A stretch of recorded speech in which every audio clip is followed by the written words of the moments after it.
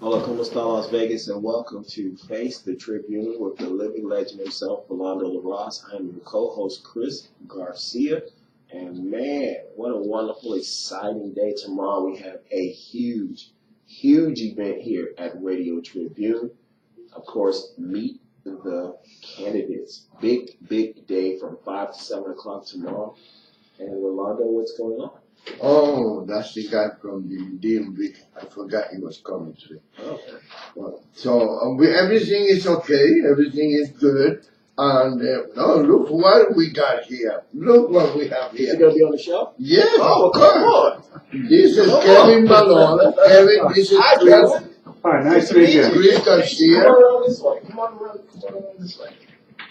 This is where this Sit is right better. here. You're going to sit right there. He's sitting in the hot seat. pussy This is the hot seat right there. All right. Kevin is the director of public information for the DMV. Oh, wow. Department of Motor Vehicles. You know, he's an American. That's why he used DMV. You know, Okay. normal people use the word, the name, but he's an American, so he uses, you know. How you doing, Yeah, for Kevin? DMV, I'm fine. Rolando. How's your wife doing? Oh, she's doing about the same. Really? Yeah. Got a messed up telephone. We're going to have to go get her a new cell phone. Oh. So does my wife. Oh, really? See how women are? They go get the Thanks, wife Jeff. phone. Yeah, you and I get to pay for it. But she don't tell anybody that she's making $20 million a year. You Yeah, know. I make over 20 million volunteering. That's what I do. Okay. He knows that. Believe me, he knows how it is. So, what do we got new in DMV? Department of Motor Vehicles. Well, our latest thing, of course, is appointments. Next time you need to go to the DMV, make an appointment. You go online on our website, dmvnv.com, and look for the appointment link. And what you do is you just go on there, and it gives you a dates and times you can sign up for an appointment. And we're usually booked 2 or 3 days out. They're closed up, and you can book it as much as 30 days out. So, it is not that sooner or later the offices are going to be void, right? People are going to have to go to the office no matter what. Well, you're always going to have go to the DMV for some reasons. Yeah. Because when you first get a driver's license, we need to see your proof of identity documents, and we need to take a picture of your smiling face. So for at least the first time around with a driver's license, you're always going to have to go in. Well, And then if you have sticky title problems and so forth, you have to. Kevin, I don't think either you or I are going to see that, but it's going to be the day that the DMV is going to take your picture from there. And believe me. Well, the problem is we got to Remember- prove who you are. Eh? With a renewal, sure, but the first time around, you got to prove who you are. I mean, you can't just sit here at a table and snap a picture with your cell phone and send it to us You because know. we don't know who you are. I'm telling you, life is getting either too easy or too complicated. I don't know what it was. I remember in 1970s, I used to have a big Husky telephone in my car with a big wood, Oh, yeah. you know, in the trunk of the car. You were a real hotshot if you had a car phone back in those days. I got two, You had 2 of them. so I was double big shot. Yeah, it was a big shot if you had a car phone back in the 70s. And then they came out with the brick. Yeah, the brick phones. And now look at this. Now they're going back. Let me tell you a secret. They're going back to the big phones again. You see people, I thought it was a tablet the other day and the guy was talking on the phone again. They're using the... Well, because people want the bigger screens, I guess. It's not a phone, Rolando. It's a No, it's not a phone no more. It's a You're right. computer that happens to be a phone. That's right. Yeah, you're right. You're right. It's not a phone anymore. Anyway, what else is... so you can go in there, you can make all kind of Make an appointments. appointment. Right. We started that out as a pilot project. about 2 years ago now. And just this past fall, we expanded the number of appointments greatly. I mean, we've added like 500 appointments per office per day. There's a whole bunch of them. So there's many, many more appointments available. And what we're trying to do is convince the public to make an appointment rather than go in there and just sit there and wait. Because that still happens every day, because that's what people are used to. Well, I'll just take the afternoon off and go down and sit down there and wait. And chit chat with people and get into a fight And get mad, yeah. and get a date. All that stuff that can happen. So, but we're trying to turn that around to where it's like the same way you just want to see a doctor. You make an appointment. Wow. And it's been working very well for people who use. Well, I tell you, I experienced that. And they text you and tell you you got 1 hour before your appointment. I did. I went to the Flamingo office, Flamingo, and I don't know what. Flamingo and Cimarron. Yeah, and I was to be honest with you, I was, for most of the time, I was very pleased. There's always, when you go to government entities, there's always something that doesn't make you happy. Well, it's not going to get you around any of the requirements. No, I don't. You're not going to get around any of the requirements. It'll just help you with an appointment. That's right. Anyway, what else? What do we got? What something new happened? What happened with the kiosk? They working okay? Yeah, we're expanding the kiosk program too. We just opened AAA, the Auto Club and Insurance Agency, just opened a new office over at Rainbow in Charleston. And it's like an Apple store. You go in there and it's big and it's bright and they've got all these huge displays and big touchscreen thing. It's like a AAA? Yeah, it's like a next generation AAA office. Wow. And so we put a kiosk in there, and it takes cash. And, you know, with Las Vegas, it's a cash economy. A lot of people don't have credit cards or debit cards. Yes. So the kiosk. And DMV don't take checks, right? Oh yeah, we take checks. Yeah. Oh yeah. The kiosks take checks. Oh really? Yeah, the kiosks all take checks. Or debit cards or credit cards. But the one in the AAA office that we just opened up does take cash, and all the ones at the DMV offices take cash.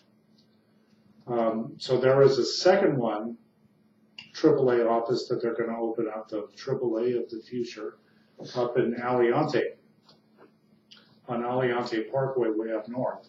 And we're going to have that kiosk there up and running probably next week sometime.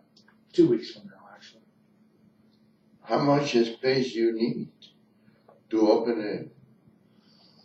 For a kiosk, it's not much. The ones that they're putting out there now are wall mounted, and they take up, about the same space as a big picture. I mean, they're a little bit bigger than an automatic teller machine, those ones. Yeah. And then the smaller ones that are in like the Albertsons. How much? Don't take cash. How much? Well, they're flush with the wall. The new ones. Oh, really? And then behind it, it's just like an equipment rack with a computer. And what do you need to do to get one of those kiosks in your business?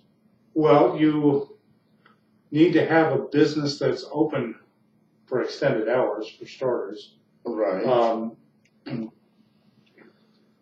the vendor, the kiosk vendor, has to pay for that machine, and they need to get their investment back. They make their money off the fees. Oh, they make money? Yeah, the vendor does. We don't. The DMV doesn't build machines. Oh, we're not building machines. So what is the fee? What is the profit? What is the? I don't know how that works. The kiosk fee. I know a lot of people would be happy to do that. $3 for a car registration, and $1 for everything else they do, like a driver history printout. So you don't think people will use that as bringing traffic to their business? They do it to make money. No, the AAA is not making money off it. No, the businesses aren't. Albertsons doesn't make any money off the kiosk. It's the vendor, a company called ITI Technology, that builds the machines and runs them. Oh. I mean, the DMV, we don't have anybody who can build a kiosk. Okay, We so can't- what we have to have happened a with vendor. something like AAA? If anybody has a business and want to have a way to bring traffic to that business, Mhm. do you understand what I'm saying? Yes, sir. I know exactly what you're saying. We get that request all the time. So you don't do that. Well, we can, I mean, the vendor has to build these machines and pay for them. And so it's not like we can just put them up all over the place. And then we also have to look at the geographic area and whether it's going to work. If we've got, kiosks at a DMV office 2 blocks away, well, we're not going to put another one in a business there. No, of course not.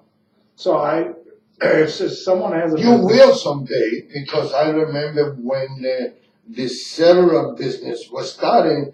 Oh no, you cannot be 5 miles away from this one. And now you get 2 cellular businesses in the same block, okay, in the same shopping center. But we're not gonna go that fast, that far.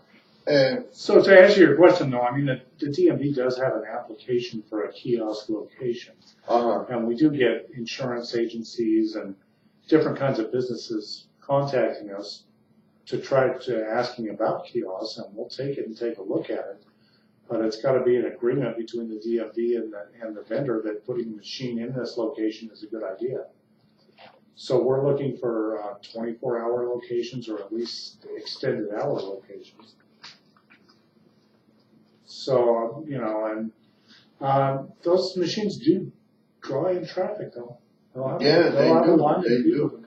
They do, and I was thinking that probably in a place where Spanish-speaking people are more, it would help. We have them in the Hispanic neighborhoods. You do? Yeah.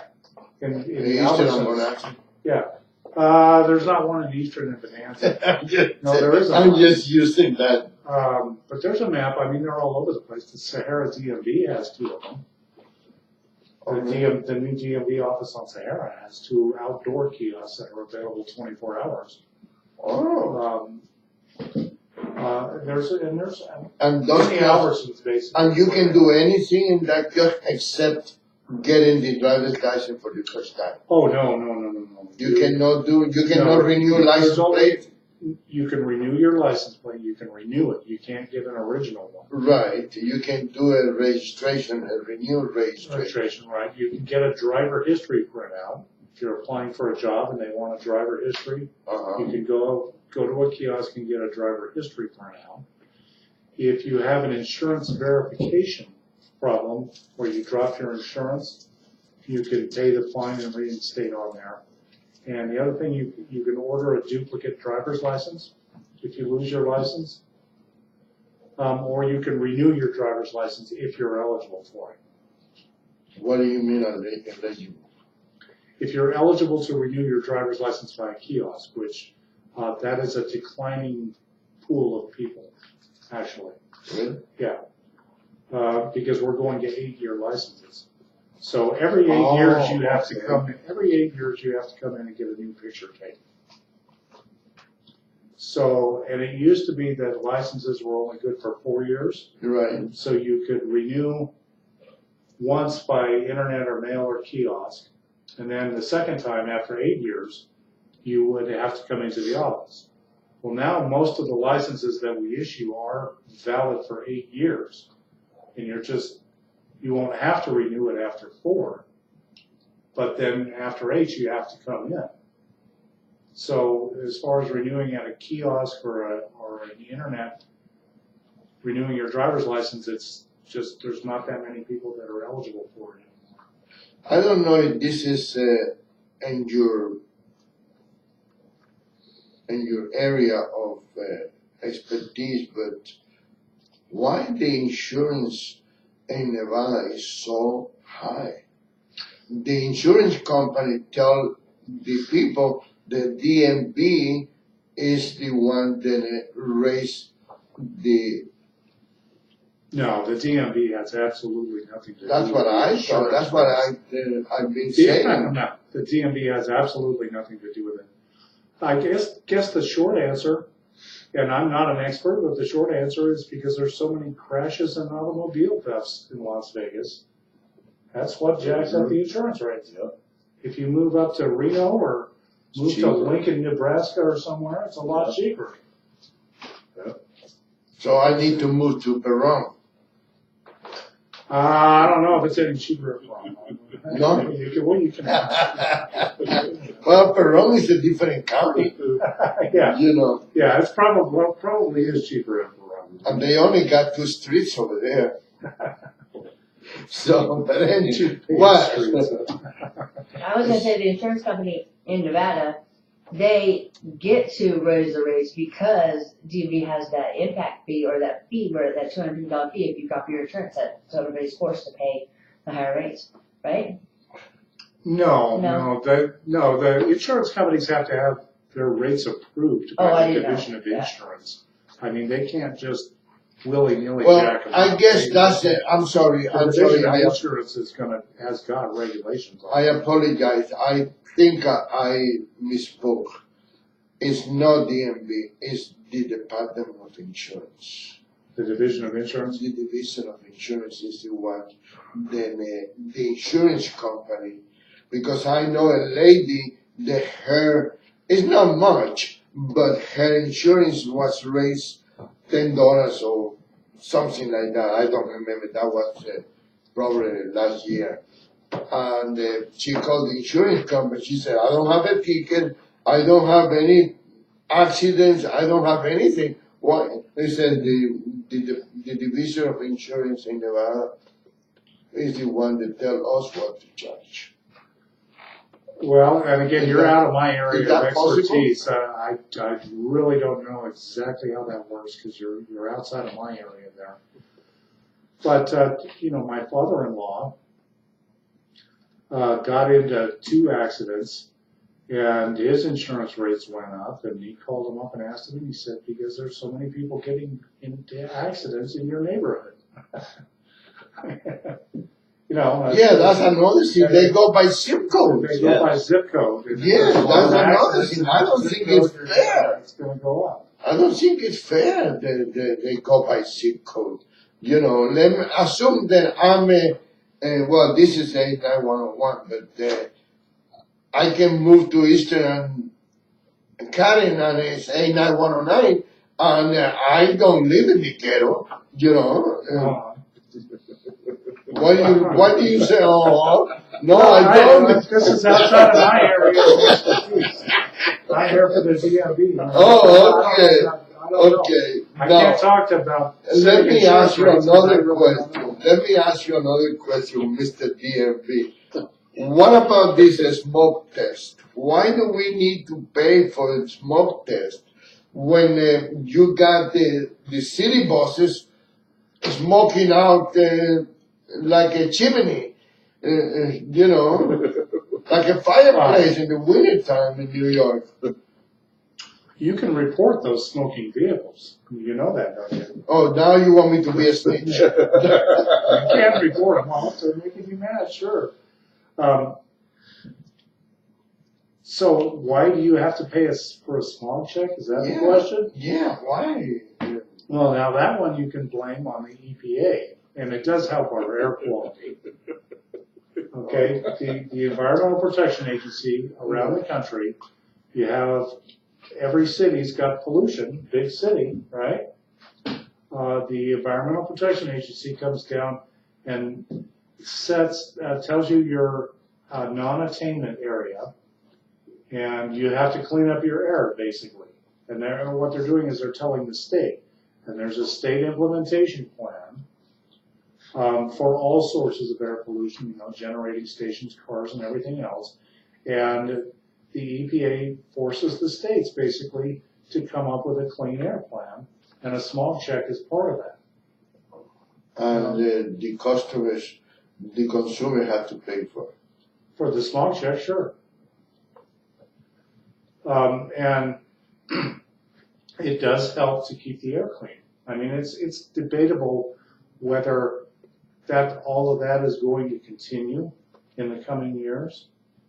But there's no move to get rid of it now. Well, that's a hope. At least maybe they do it before I die.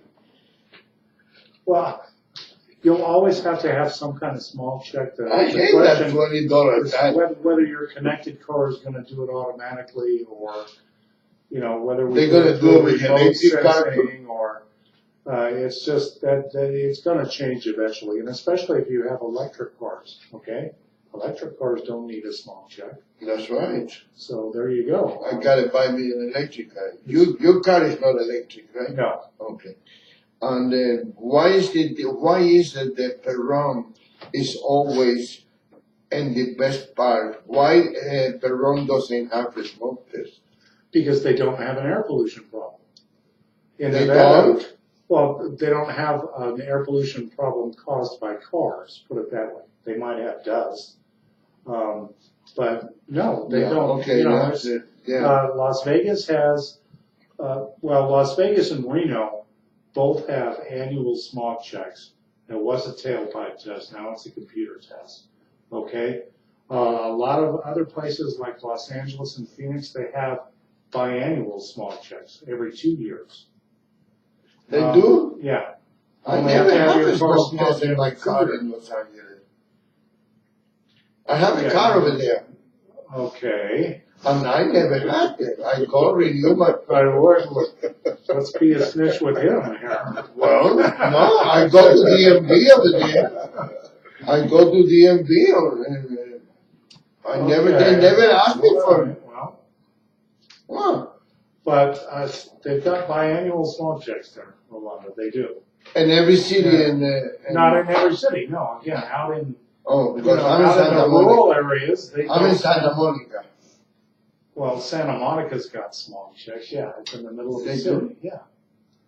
Santa Monica. I'm going to double check that. Maybe I haven't got the 2 years yet. Maybe not. I don't know.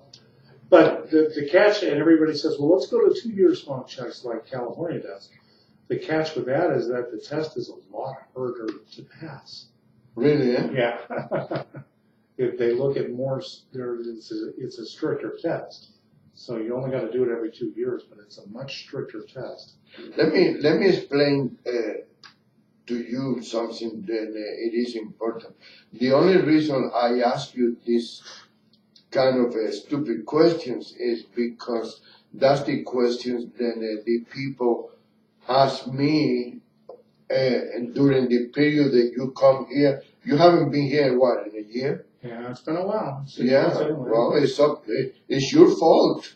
I invite you all the time, but the people that come to us are people, they're not Kevin Wall audience, then assemblymen and senators, and we got humble, hardworking people, then every dollar, it works. Counts, right. Every dollar counts.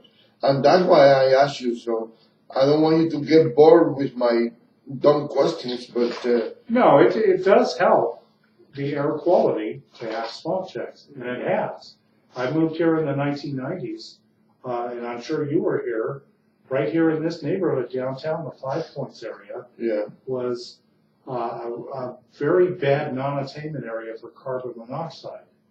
I mean, it was terrible, and I don't know if you recall that or not, but the health district was issuing air quality warnings and telling people to stay indoors and all the time. And this area right here was the worst part of the valley. Downtown? Yes. Yeah.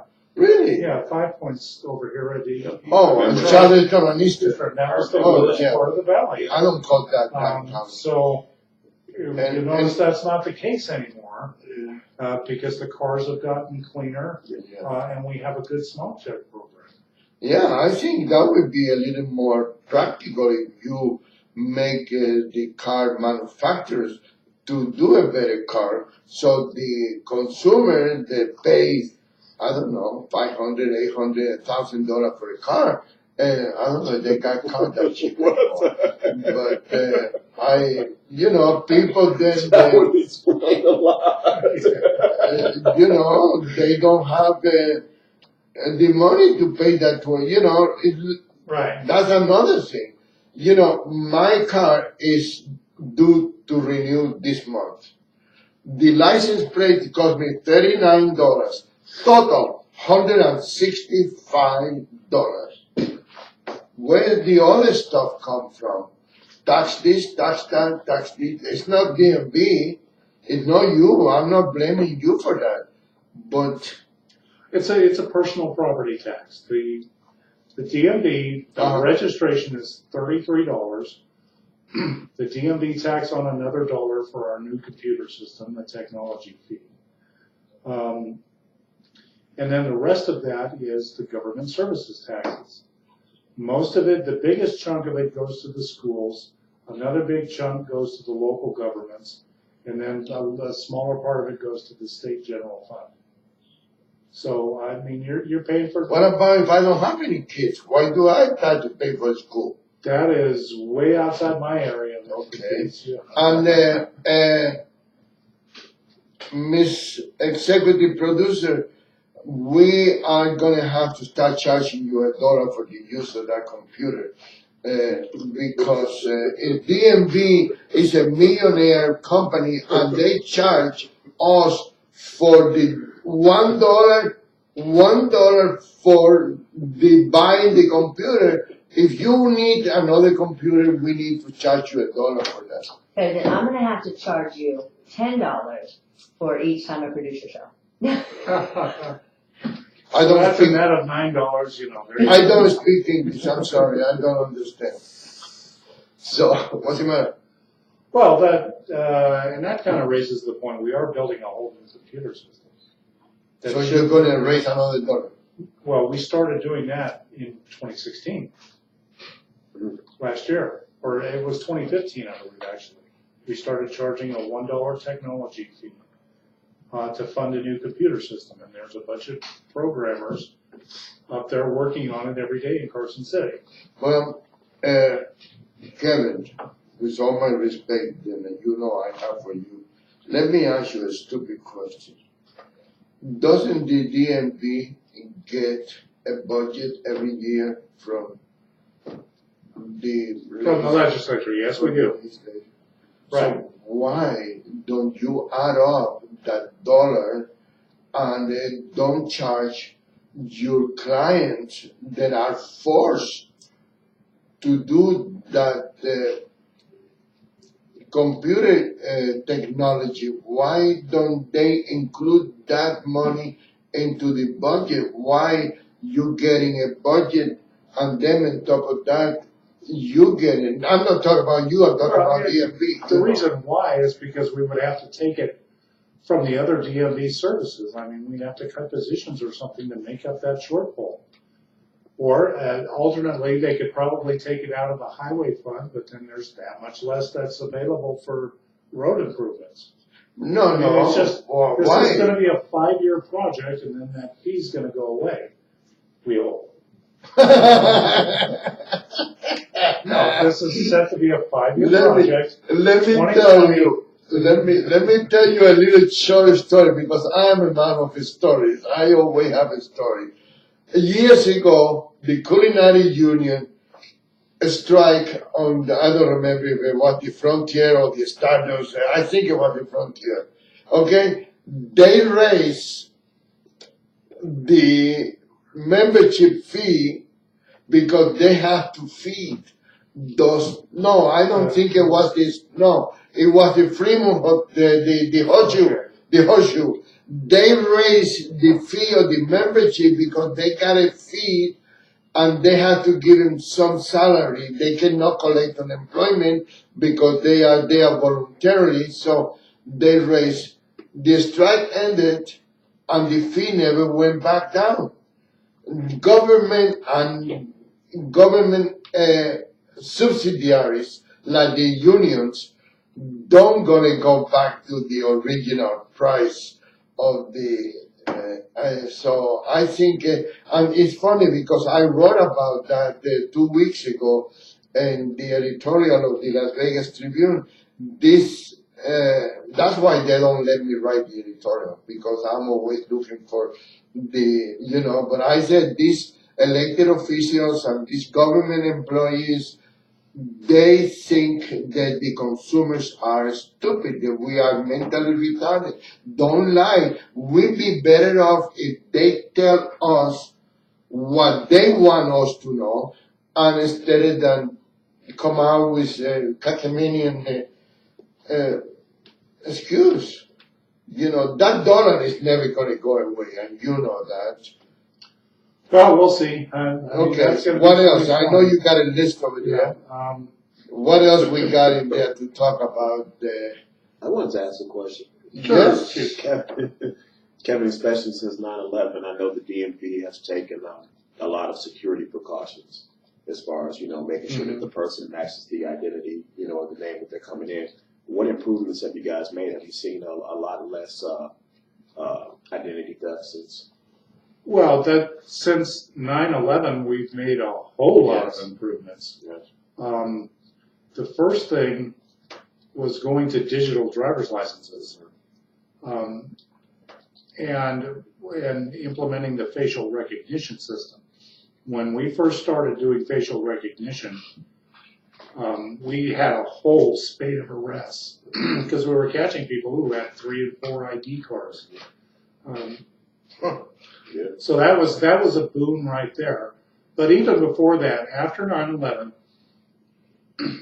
Nevada was one of the first states to tighten up our proof of identity requirements. It used to be you could take a driver's license that was issued in any state and move to another state and just swap it. And just, so if you had your fake birth certificate and social security card in South Carolina, you could move anywhere in the country and just trade it.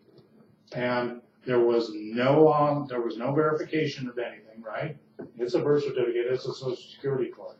So after 9/11, Nevada was one of the first states to adopt standardized proof of identity requirements. In other words, for a U.S. citizen, it's got to be either a birth certificate or a passport. And for an immigrant, it's got to be a U.S. issued immigration document, a permanent resident card, a work authorization card, something like that. And we were also one of the first states to say, no, we're not going to accept your out-of-state driver's license for that. If you're moving here, you need to show us your birth certificate or your immigration documents. At the same time that we tightened up the proof of identity requirements, the other thing the DMV did and the legislature was we created an identity fraud unit, a fraud unit within the Compliance Enforcement Division, and we got authorization to hire sworn law enforcement officers who can go out and make arrests. We didn't have that before. So if you, 20 years ago, 1997, if you plinked down a fake birth certificate or a fake passport and a social security card, and even if we knew it was a fake, the most we would do would be to cancel it. Okay? Now we'll go and arrest you if you if you give us a fake birth certificate. So I was listening to, I'm glad Chris opened the door for that. I don't remember if it was Kevin Wall or if it was Roots radio show. That's the only 2 radio shows that I hear beside Chris Garcia, American conservative. The people can go to DMV and automatically, when you get your driver's license, they're registered to vote. Yeah, that's a whole different topic. Yeah, it is. Let me finish on the security first, and then. Okay. I'm sorry. I thought. So we got our sworn law. We tightened up the proof of identity requirements. We hired our sworn law enforcement officers, and then we went to central issuance, which is mailing the licenses to you instead of handing them over the counter. Right. And people say, how is that more secure? It's a lot more secure because, for starters, you have to give us your real address. You can't give us a fake address anymore, can you?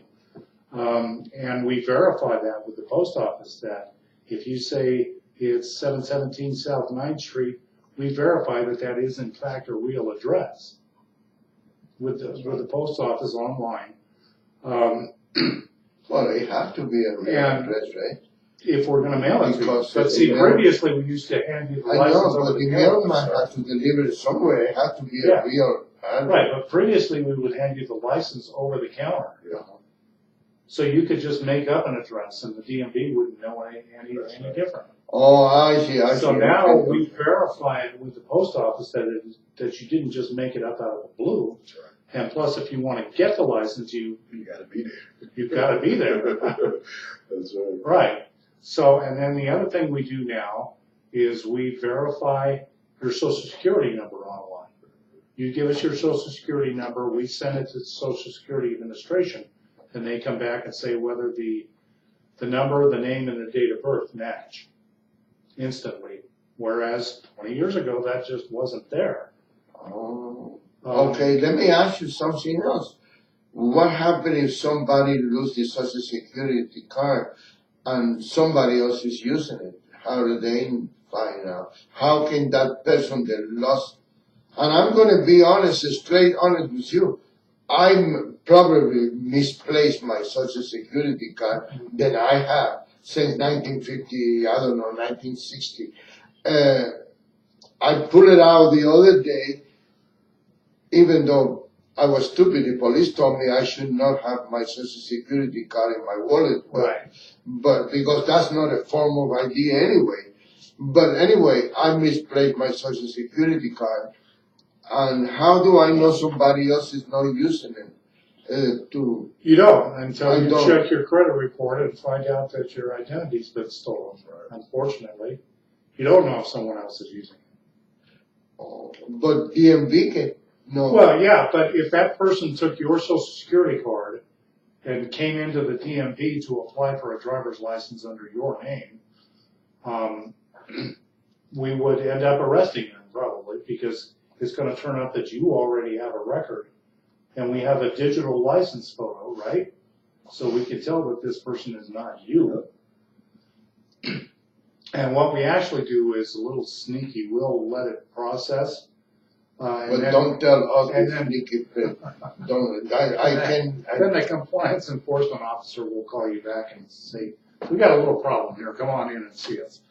Yeah, that's it. So, and I mean, we do go to people's houses and go out and arrest them. Every time I hear the stuff like that, it bring me back to, believe it or not, 1961, when the Bay of Pig, then the newspapers in the United States announced that there was an invasion going to Cuba, and Fidel was there waiting for everybody and grabbing, it's like over here, oh, we're going to have a DUI checkpoint.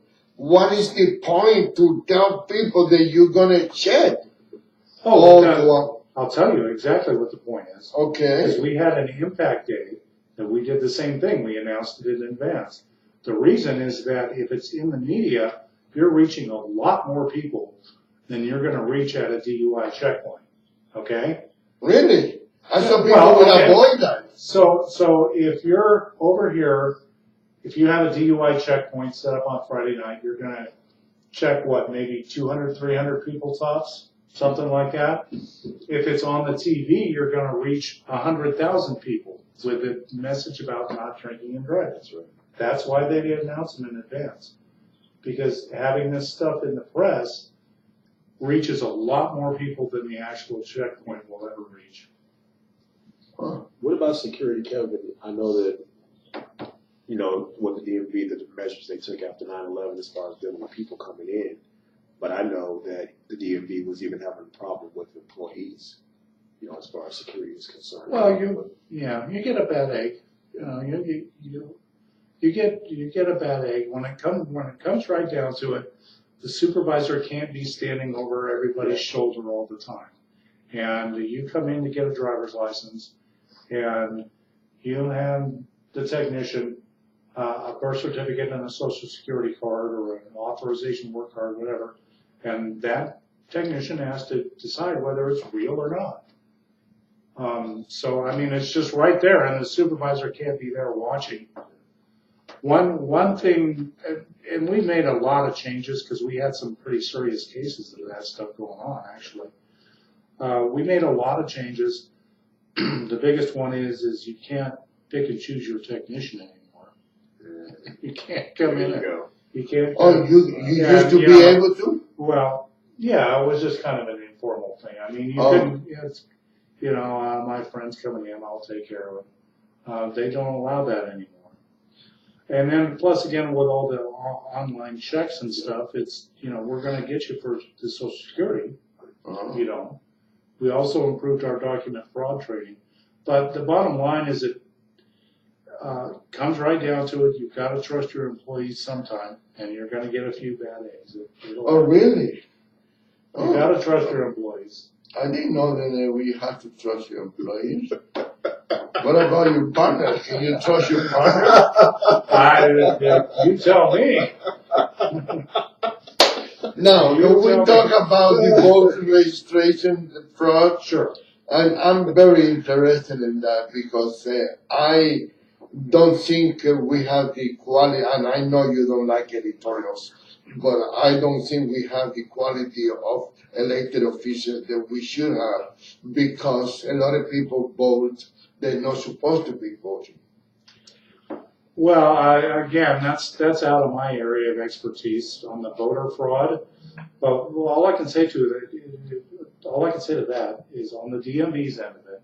That's what the National Voting Rights Act of 1993 requires us to give a voter registration application to everyone who's applying for a driver's license or an ID card. It's been going on since 1993? Yeah. So why is everybody talking about that now? Well, and I'll get to that, but I mean, this is what the law requires. If you come in and apply for a driver's license or to renew it or to do a change of address, the motor voter law requires that we give you a chance to register to vote or update your registration while you're doing it. And they register you Democrat. No. Believe me, I've been working for the DMV for 19 years, and I can guarantee you there are no technicians who care what party you check off. They don't care. I can guarantee you that. Okay, so keep going with But anyway, so we are required to give you a voter registration application that when you fill it out, there's a checkbox. I am a U.S. citizen. I am 18 years of age, and there's a warning on there that, this is a felony to falsify this application. So you fill it out, you sign it. The DMV turns around and sends it to the county registrar, who actually verifies whether you are eligible to vote or not. They'll check it against the DMV. They check it against Social Security. And they will verify whether you're actually eligible to vote, and they call people all the time. So what has happened on that recently? Okay, that makes me feel better. That makes me feel better. I don't have to tell them that I'm 18 years old. They already know that I'm not 18 years old. And I mean, everybody says, well, what about the voter registration at the DMV? Well, you can get a voter registration application anywhere. They have field registrars. You can get them at the county. So, but the DMV is not the place to do the screening. It's up to the county registrars to do the screening. So the next time somebody mentions that, I can openly and honestly tell them, look, DMV have nothing to do with that. They send that application to the county Joe Gloria, and it's up to Joe Gloria now too. And the Secretary of State. So just recently here, we have set up our system with the Secretary of State to send the motor voter data electronically instead of having to deal with the forms, and you can't read them and so forth.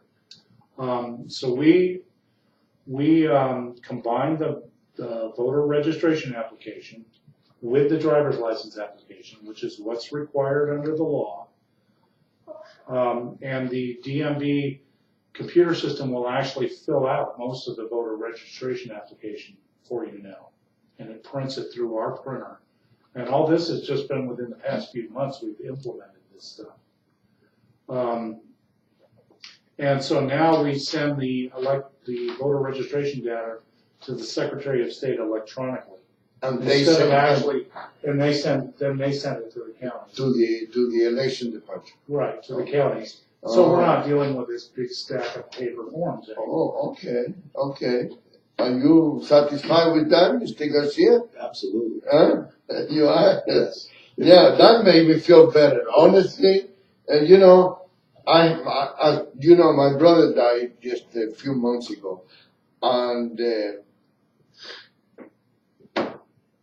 we've been calling the election department. We calling and make sure that nobody is going to use his name, because I was told that people even go into the obituaries and the obituaries a lot of times they even have the year and the month that you were born. You know, they're not going to have that with me, because when I die, I'm not even going to be in the newspaper. I already got that written down. And my brother was... Have you been in your own newspaper? No. Okay. No. Besides, they already know what to put. They already know what to write about me. My brother, we didn't write I got that all ready to go, right? we didn't even write anything about my brother's death. We don't need to tell, we don't give the satisfaction to the people to know that we are there. I was going to throw you a party. I guess I got it. So, but anyway, I'm glad that you came in. You need to come more often. Yes. You know, at least, Okay. you know, but I know you're busy and I know you got all these big charts. I know you got this big chart, what's the name of that heavy set guy that had the radio show. He used to be in K-Don and now he's somewhere. Alan Stock. Alan Stock. We belong to a club called Fiore. Okay. Foolish Italian organizing ridiculous events. Okay. And he was the speaker of the month that a couple months ago we run into each other over there. I used to listen to him when he was in the morning, but I think he's in the afternoon now. He's out in the afternoon now. Yeah. I see this. I'm too busy in the afternoon. I can't. I'm too busy hiding from the bill collectors. You know, we put Cuban refugees how to do that. You know. So, but anyway, we got 5 minutes, right? Yes. Anything you want to emphasize? Anything you want to say? Well, and we do have another new program. Okay. What I want to emphasize again is the appointments. Next time you need to go to the DMV, make an appointment. Please do. You just go on our website, dmvmd.com. It's real easy to sign up. We send you texts. And if you do your homework and get all your documents in order, you'll be in and out in half an hour tops, you know. You'll be in and out. I know. I had that for experience. I did it myself. The other new program that we've got going on there is we're doing a pilot program with the Las Vegas Justice Court,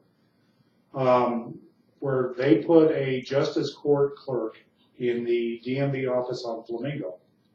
So if you have, say your driver's license is suspended for not paying a traffic ticket, you can go take care of it there at the DMV. Because what happens is people will get like a traffic ticket for running a red light or something, and they just tear it up and throw it away and forget it. Well, then you get an arrest warrant and your driver's license gets suspended. So they come in to renew their driver's license at the DMV, and we tell them, well, it's been suspended for 2 years, sir.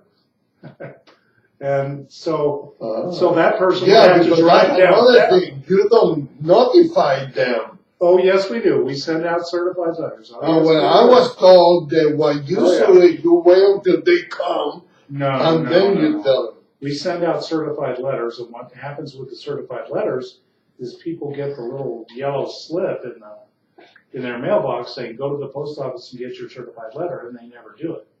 So then they come in and say, well, we never got the certified letter. Well, we sent it. Yes, we did. So, but what happens is people come in to renew their driver's license or do a change of address or something, and they don't know that their driver's license is suspended. So previously, we would have to send them downtown to the court to go pay the fine and take care of the ticket. Right. But now there's a Las Vegas Justice Court clerk in the Flamingo DMV office who could take care of that and set up the payment plans. And when did that guy start? That started. Oh, it's already started? Yeah, it's a pilot program. It started. Oh, wow. It started back in January. And it's been very successful. And we're hoping to expand it. I mean, it depends on, it was the court's idea, and of course, they have to pay their clerks, so I don't know what their personnel situation is like, but we would like to put it into other DMV offices. But they pay for the clerk? Well, yeah, the the clerk is a justice court employee. Right. And we set her up with a window, you know, and they brought in their own computer and everything. And she can do everything that the clerk. Wow, that is a good idea. She can do everything that the clerk can do downtown. And she got a marshal over there too, in case you need to be arrested? Well, no, we got a security guard. Oh, Yeah. Well, I'm telling you, it is a good idea. I'm glad that, what else you got? That's it? Oh, that's about it. It seems like the public needs a reminder on the Real ID Act, which was the final part of this whole security thing. You know, the federal government passed the Real ID Act, where you have to basically show your proof of identity again. And you and I have discussed this before. Yes. You have to show your proof of identity again and get a gold star on your license. After October 1st, 2020, you won't be able to get on an airplane. You won't be able to use your driver's license to board an airplane unless it's a Real ID. Wow. And you cannot go to the federal court either? Right, it's, federal or military bases. But not right now. They still can go. Right.